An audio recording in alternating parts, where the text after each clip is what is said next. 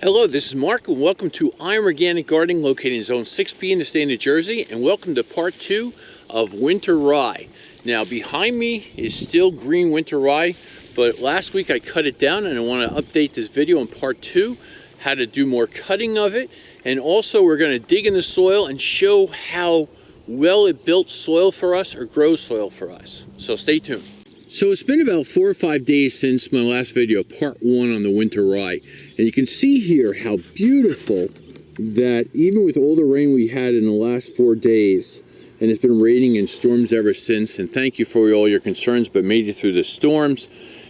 Now we can see that Winter Rye is even dried out and is doing perfectly. Now this is going to do a great ground cover of mulch for me. That's where I get the extra straw from this beautiful Winter Rye. I did go back over this once again with a big industrial mower, and that's why it's chopped up in little pieces. And thank you for all of your honest comments about how terrible I was using a scythe.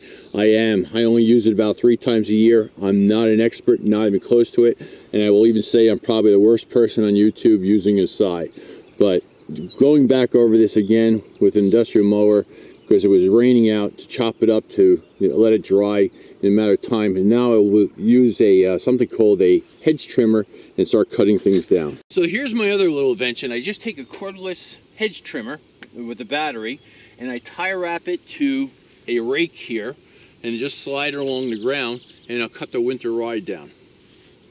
Now I'll just use a clamp to hold the power button down when I do it.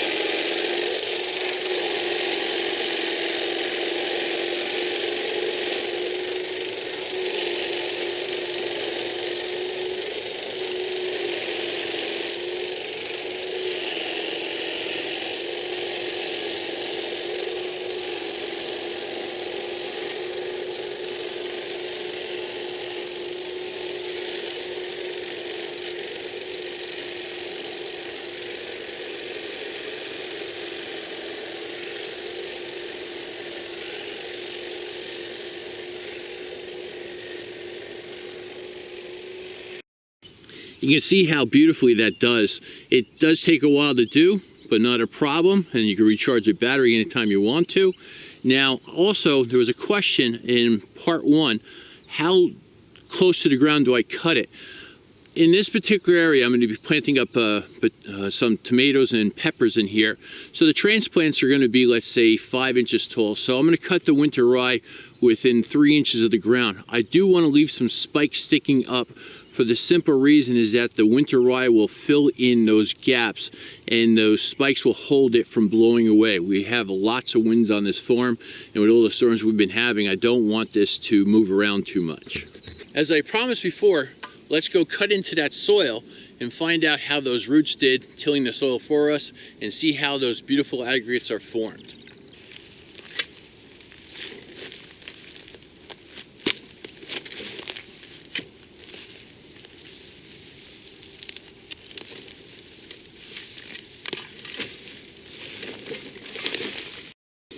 So I want to show you the bottom of the hole here. It's not very deep. It's only about, let's say, 5 inches. And you can see the type of soil I have. It's hard, compact clay. I do no-till in this area all the time, and I'm building soil. You can see on the sides how much it's a little bit darker because all the organic matter that's been added in from the roots and from the air through carbon, putting back in the soil, sequestering it. And I can grow, and I'll show you, I'll grow tomato plants in this area, and they'll be fine because the soil food web is working, recycling nutrients for me all the time. And again, you can just see by the Winter Rye, I added no nitrogen, and you know that this Winter Rye is at least 7 feet tall, and it was perfectly green ahead of time. So I have all the soil food web working for me here. Now let's take a look at those roots. I want to get a really good shot of what I'm going to do is take this apart and show you how it's building soil or growing soil. So I moved it out of the sunlight into the bucket of the tractor. That's that big area back here, the steel bucket. So now let's break it apart and get a close-up, and I'll show you what's going on with that soil. The first thing I want to point out is that the Winter Rye has these very fine roots, like so. And they do not get in the way of planting, let's say, a tomato in there, or pepper, or eggplants. Those roots are much larger. And they will go down into this soil that's not compact now, because all these roots are opening this up. It is very, how can I explain this? It is very soft, all of this here. And here's another good example. You can see the air pockets in here and the spaces and a couple of rocks that the tomato plant will send these roots down. All these open areas now inside here and not compete against these roots. And these roots will die off, plus adding organic material to the soil, and also the soil food web is living in here. All those microbes and fungi are growing now and supplying nutrients to this plant. Then it will supply it to your tomato plant when you plant next to this area. So you're going to get nutrient cycling in here. They're going to, the bacteria and the fungi are going to get eaten by the protozoa and the nematodes, and they're going to poop out just like worm castings and keep recycling this nutrients all the time because this plant was feeding it. Now this plant's not going to be in here anymore, but your tomato plant will be, and that will take over for these root systems and adapt into this area and then still continue to build soil. The key to building soil is you have to have a living root in the ground all the time. When your vegetable plants are done, you got to put a cover crop in there. And that's what this is all about, is a constant recycling. That's what nature does on this planet. It's never stops growing, and there's never not a permanent root in the ground from some type of thing that, let's say, a tree or a perennial or anything, or strawberry plants or anything else too.